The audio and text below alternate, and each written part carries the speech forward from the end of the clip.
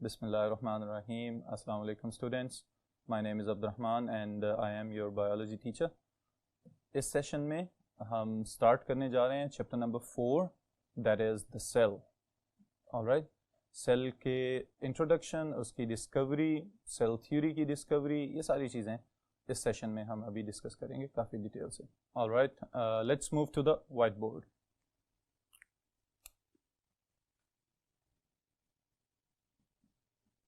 Alright students, so इस chapter का नाम है cell. So first of all हम इसी को समझ के इसका आगाज करते हैं. So who can define the cell? The first short question of this chapter, it will be define the cell. Easiest चीज है. Cell is the basic structural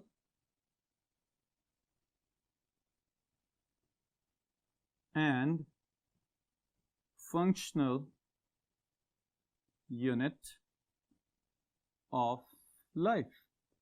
All right, cell जिंदगी की बुनियादी इकाई का नाम है, साहत के एतबार से भी और अमल के एतबार से भी. अब इसका क्या मतलब है? तमाम जानदार सेल्स पे मुश्तमिल हैं. जितने भी लिविंग ऑर्गेनिजम्स हमारे इर्द गिर्द मौजूद हैं, इंक्लूडिंग द ह्यूमंस, हम खुद भी, हम सब के सब सेल्स के बने हुए हैं. All right, all of the plants around us, all of the microorganisms around us, they are made up of cells. So this is structure. ये बना रहे हैं उसको.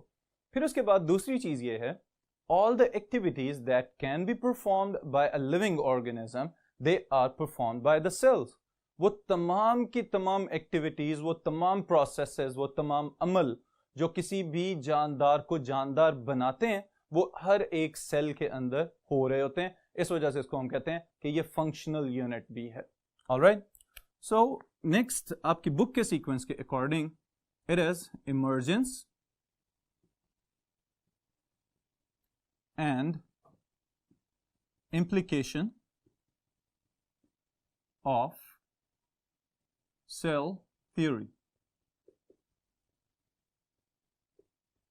Alright, सेल थ्योरी का आगाज कैसे हुआ है और फिर उसको बहुत सारे साइंटिफिक प्रोसेसेस में लिविंग ऑर्गेनिजम्स को जानने के लिए इस्तेमाल किस तरह से किया जा रहा है, ये चीज हम डिटेल से डिस्कस करेंगे इस सेशन में. Okay, so the first scientist जो पहला कंट्रीब्यूटर है, that was Robert Hooke. Robert Hooke ने क्या कंट्रीब्यूट किया हुआ है towards the cell theory and towards the discovery of the cell. इसका कंट्रीब्यूशन जबरदस्त किस्म का कंट्रीब्यूशन है इसका. और वो क्या कंट्रीब्यूशन है? First of all he made his own compound microscope. जो माइक्रोस्कोप इसने इस्तेमाल किया वो सेल्फ मेड माइक्रोस्कोप थे इसकी. और इस माइक्रोस्कोप को समटाइम्स बोला जाता है it was the crude microscope. Crude microscope. बिल्कुल आगाज में जो कंपाउंड माइक्रोस्कोप्स बनाई गई, उन चंद माइक्रोस्कोप्स में से ये वाला डिजाइन भी है जिसको हम कहते हैं कि this is the crude microscope. Okay, next he coined the term cell. ये जो टर्म सेल की इंट्रोड्यूस करवाई है फर्स्ट टाइम इसने, he was actually observing the cork tissue. Cork tissue observe कर रहा था और कॉर्क टिश्यू को ऑब्जर्व करते हुए इसने देखा, चूंकि प्लांट टिश्यू था तो इसको सेल वॉल्स तो बहुत ज्यादा थिक और मोटी मोटी सी नजर आ रही थी, लेकिन उसके दरमियान वाला हिस्सा सारे का सारा खाली पड़ा हुआ था. दैट वाज हॉलो चेंबर और it was the empty space, जिसको इसने नाम दे दिया सेल का. ऑलराइट, ये जितनी भी सारी की सारी इसकी ऑब्जर्वेशंस थी वो सब इसने बाद में बहुत सारे different living organism like the fly head, मक्खी के सर की एक तस्वीर इसने जो देखी थी, फिर इसी तरह बहुत सारे इंसेक्ट्स जो इसने देखे थे अपनी कंपाउंड माइक्रोस्कोप में, उन सब की तस्वीरों समेत इसने ये सारी चीजें पब्लिश कर दी विद इन अ मैगजीन. और उस मैगजीन का नाम था Micrographia. Alright, so what is the name of the magazine? It is Micrographia.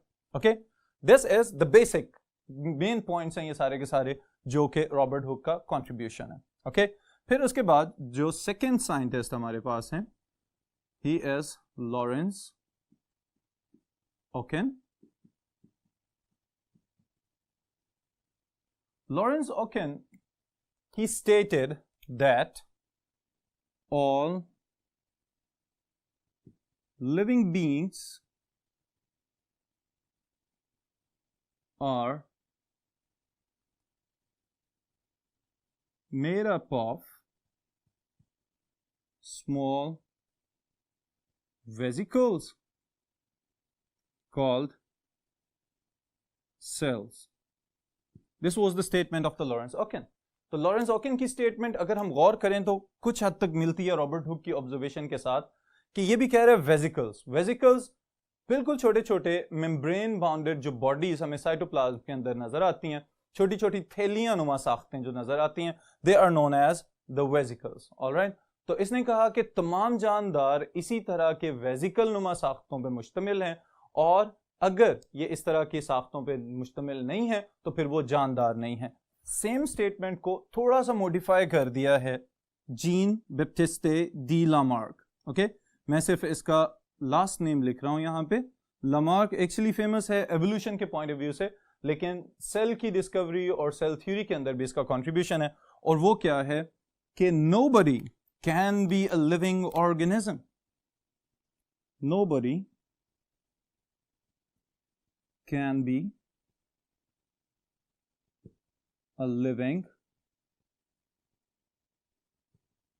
organism if its constituent parts, अगर उसके हिस्से, if its constituent parts are not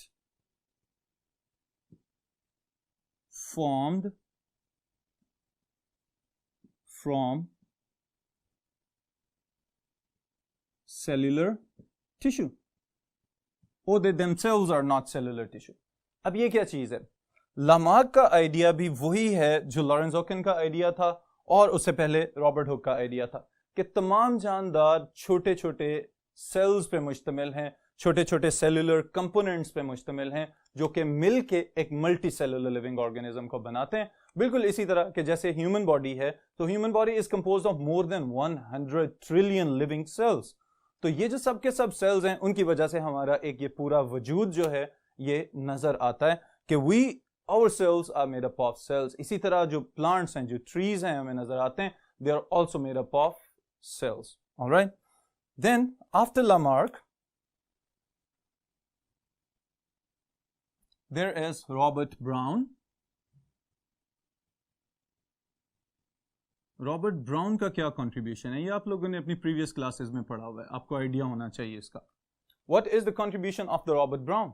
Robert Brown he identified the presence of the nucleus. इसने nucleus की presence का पता बताया. Identified the presence of the nucleus. Alright, अब ये चीज थोड़ी सी मॉडिफिकेशन थी. In easy words we can say कि ये थोड़ी सी एडवांसमेंट है रॉबर्ट हुक के कॉन्सेप्ट के अंदर. और क्या एडवांसमेंट है कि द सेल्स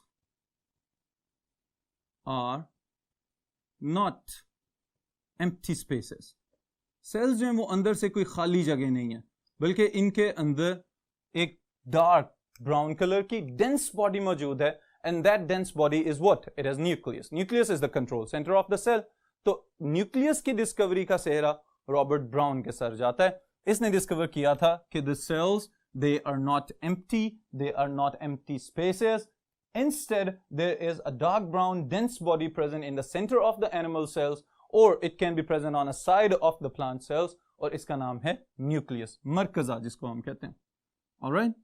फिर after Robert Brown, two of the famous scientists, Schleiden and Schwann. इनकी वजह शोहरत क्या हो सकती है आपके ख्याल में? ओके, Schleiden and Schwann, इन दोनों का जो फ्रेम ऑफ वर्क है, जो काम इन्होंने किया हुआ है, चूंकि करीब करीब थे अपनी रिसर्च के लिहाज से, तो इस वजह से इन दोनों को हमेशा साथ साथ रखा जाता है. What is the contribution of Schleiden and Schwann towards the cell theory? तो जो मेजर कंट्रीब्यूशन है इनका, वो बजाते खुद क्या है? 3 postulates of the cell theory. इन्होंने समराइज किया सारी की सारी पुराने रिसर्च वर्क को और प्रपोज किए 3 postulates जिनको आज तक हम याद करते हैं सेल थ्योरी के नाम से. Alright, so this is the biggest contribution from Schleiden and Schwann. फिर इसके बाद इन्होंने कहा कि every cell is made up of 3 basic parts. हर सेल जो है वो 3 बेसिक पार्ट्स पे मुश्तमिल है, और वो 3 बेसिक पार्ट्स क्या हैं? Number 1 it's nucleus, number 2 is cytoplasm, and the third one is the outermost living boundary of the cells, that is plasma membrane. All right students, so ये second contribution है इनका कि इन्होंने बताया कि जो सेल है वो यूकैरियोटिक हैं या प्रोकैरियोटिक हैं, उनके पास 3 बेसिक कंपोनेंट्स होने चाहिए। In the prokaryotic cells nucleus की जगह पे एक और डेंस बॉडी होती है, that is known as nucleoid, जिसमें उसका क्रोमेटिन मटेरियल या जेनेटिक मटेरियल पड़ा होता है। ऑलराइट, फिर एक और बात इन्होंने यहां पे कही, और वो क्या चीज थी? That is cell wall is an extra layer. ये बड़े काम की बात है यहां पे। नॉर्मली प्लांट सेल्स के अंदर एक सिग्निफिकेंट लेयर के तौर पे रोल प्ले कर रही है, बैक्टीरियल सेल्स में भी है, फंगल सेल्स में भी है, but cell wall is not the living structure. Cell wall is a dead structure. Cell wall एक डेड स्ट्रक्चर है जिसका लिविंग एक्टिविटीज के साथ डायरेक्टली कोई इंटरफेरेंस नहीं है, रिजिडिटी प्रोवाइड कर रही है, शेप को मेंटेन कर रही है, प्रोटेक्शन दे रही है, but it is an extra layer that is present in the plant cells, और बाकी लिविंग ऑर्गेनिज्म में, बैक्टीरिया और फंजाई में भी हमें ये नजर आती है different chemical composition के साथ।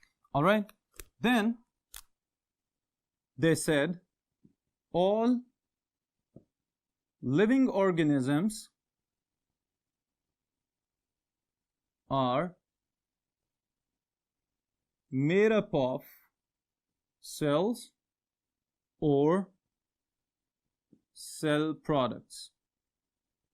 जितने भी जानदार हैं, यूनिसेलुलर हैं या मल्टीसेलुलर हैं, वो खुद भी सेल्स पे मुश्तमिल हैं, या फिर ये हो सकता है कि सेल्स मिलके टिश्यूज बनाए, टिश्यूज मिलके ऑर्गन्स बनाए, ऑर्गन्स मिलके ऑर्गन सिस्टम्स बनाए, और फिर एक बड़ा ऑर्गेनिज्म बन जाए। This is known as the cell products. Alright, then after Schleiden and Schwann, चूंकि इन्होंने सेल थ्योरी प्रपोज कर दिया, 3 पॉइंट्स जो हैं वो पोस्टुलेट्स की सूरत में प्रेजेंट कर दिए, तो बहुत सारे साइंटिस्ट एकदम इस तरफ रिसर्च की तरफ आना शुरू हो गए, और उन्होंने अपनी अपनी माइक्रोस्कोप के एडवांसमेंट्स के साथ साथ बहुत सारे नए आइडियाज पुट किए यहाँ पे। तो सेल थ्योरी एक्सटेंड हो गई पहले की निस्बत। अब जब सेल थ्योरी एक्सटेंड हुई है तो उसमें जो सबसे बड़ा नाम हमें नजर आता है, he is Rudolf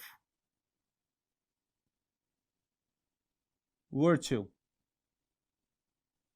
his name is Rudolf Virchow, और रुडोल्फ वर्च्यू का जो कंट्रीब्यूशन है वो इसकी स्टेटमेंट बस आपने याद रखनी है। और स्टेटमेंट क्या है? चूंकि यूनिक है, डिफरेंट है, तो आपको याद रखने में भी आसानी रहेगी। ओमनिस सेल्यूलर ई सेल्यूलर। अब इसका मतलब क्या है? ओमनिस सेल्यूलर ई सेल्यूलर, ये एक बिल्कुल डिफरेंट चीज है। चूंकि यूनिक है तो यही इसके याद रखने का भी बायस है। ओमनिस न्यू, सेल्यूलर सेल्स, ई एक्स या ओल्ड, और टेक्निकली अगर हम इसको कहें तो we can say pre existing, and cellular again cells. अब ये आइडिया ओमनिस सेल्यूलर ई सेल्यूलर का जो आइडिया है, this is actually known as the idea of the biogenesis. Idea of biogenesis क्या है? Living organisms can only be produced by living organisms. जानदारों को सिर्फ जानदार पैदा कर सकते हैं। रुडोल्फ वर्च्यू ने जब इसको ट्रांसलेट किया है तो इसकी ट्रांसलेशन के अंदर इसने बड़ा एक इंटरेस्टिंग बात की।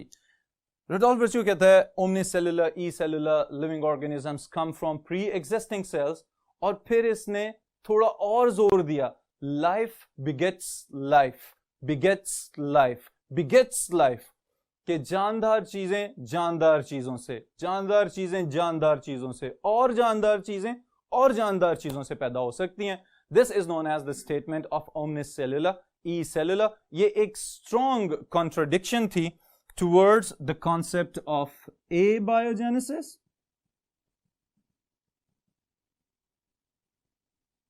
और ये एक strong support थी towards the concept of biogenesis। Now, what is abiogenesis? Abiogenesis पुराना philosophical idea है कि livings or life can spontaneously originate from non-living objects. कि जिंदगी का आगाज अचानक से खुद से बेजान अशिया से हो सकता है. This was the concept of abiogenesis. और एबायोजेनेसिस का मोजद जो है वो अरिस्टोटल को कहा जाता है कि Aristotle was the philosopher of his time. तो उसने कहा कि अचानक से अगर बेजान चीजों में से जानदार चीजें पैदा हो जाएं तो this concept is abiogenesis. But later on it was modified due to the experimental evidences. Science तो तजर्बाती प्रूफ को मांगती है, सबूत की बुनियाद पे एग्जिस्ट कर रही है सारी की सारी साइंस. तो हम कहते हैं कि biogenesis has an experimental support. तो एक्सपेरिमेंटल सपोर्ट है, that's why it is more acceptable. और वो क्या है कि life can only be produced bye life. Or, in other words, living organisms can only be produced by living organisms. जानदार सिर्फ जानदारों से पैदा हो सकते हैं, बेजान अशिया से पैदा नहीं हो सकते. This is the concept of biogenesis. Alright. और ये है कंट्रीब्यूशन रुडोल्फ वर्च्यू का, जिसको बाद में एक्सपेरिमेंटली प्रूव किया है Louis Pasteur, one of the famous microbiologists. और इसने एक टेक्निक इंट्रोड्यूस करवाई हुई है जो आज तक हम लोग अपने दूध को प्रिजर्व करने के लिए यूज करते हैं, and that is pasteurisation. Alright. The technique pasteurisation, ये माइक्रोबायोलॉजिस्ट और माइक्रो ऑर्गेनिजम्स की ग्रोथ को रोकने के लिए ही ये टेक्निक इंट्रोड्यूस करवाई गई थी कि इसको अल्ट्रा हाई टेम्परेचर पे हीट अप किया जाए, उसके बाद कूल डाउन कर लिया जाए, तो माइक्रो ऑर्गेनिजम्स की ग्रोथ को आप एक लिमिटेड टाइम के लिए रोक सकते हैं और उतनी देर के लिए आपके जो डेयरी प्रोडक्ट्स हैं दे कैन बी कंज्यूम्ड. और अगर वो टाइम गुजर जाए, उसके बाद एक्सपायरी डेट क्रॉस हो जाए, तो मे बी पॉसिबिलिटी है लिविंग ऑर्गेनिजम्स रीएक्टिव हो जाएं और वो चीज इस्तेमाल के काबिल ना रहे. ऑलराइट. सो लुइस पास्चर, इसके लिए बस इतना ही लिखूंगा मैं यहां पे, he supported biogenesis by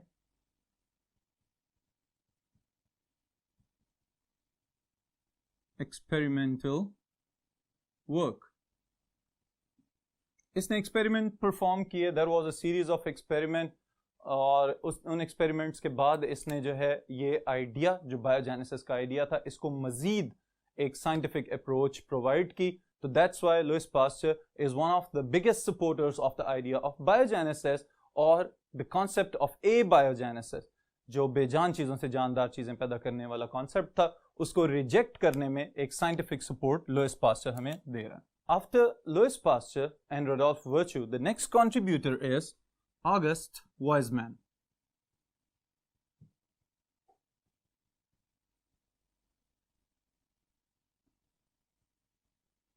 August Weismann states all living organisms have similar origin according to their organization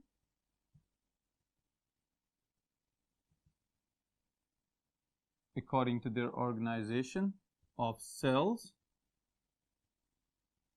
and molecules. Alright. अब इससे क्या जाहिर हो रहा है? इससे हमें यह पता चल रहा है कि तमाम जानदार अपनी ऑर्गेनाइजेशन के लिहाज से सेल्स पे मुश्तमिल हैं, whether they are plants, whether they are animals, और they are unicellular living organisms. सबके सब सेल्स पे मुश्तमिल है, और हर सेल उसके सिर्फ 3 कंपोनेंट्स हैं. The first one, plasma membrane, the outermost boundary. The second one, cytoplasm, the watery substance inside the cell, and the nucleus, the control center of the cell. ये बेसिक ऑर्गेनाइजेशन है. और molecules से क्या मुराद है यहाँ पे?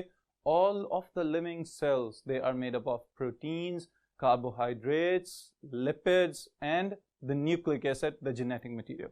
Alright, ये है ऑगस्ट वाइजमैन की स्टेटमेंट, ये है उसका कंट्रीब्यूशन. इन सब चीज़ों को जब हम कंक्लूड करते हैं तो इस बुनियाद पे अब हम 3 पोस्टुलेट्स की सेल थ्योरी प्रपोज कर सकते हैं. Alright, number 1 is cell is basic, structural and functional unit of life or living organisms. Number 2, all living organisms are made up of cells and cell products. And number 3, Rudolf Virchow की statement, new cells originate from pre-existing cells. ये तीनों postulates जो हैं, अगर short question पूछ लिया जाए कि write down the cell theory, तो तीनों postulates आप लिखेंगे. Who proposed the cell theory? Schleiden and Schwann. वो अगर आप introductory statement एक देना चाहें कि the cell theory was proposed by Schleiden and Schwann. Following are the 3 postulates of the cell theory. तो ये 3 points आप उसके जवाब में mention करेंगे. आज का सेशन यहीं पे हम क्लोज करते हैं. इंशाअल्लाह ताला आगे जो structural and functional unit of cell and later on जो टॉपिक्स हैं उनको नेक्स्ट सेशंस में डिटेल से डिस्कस करेंगे.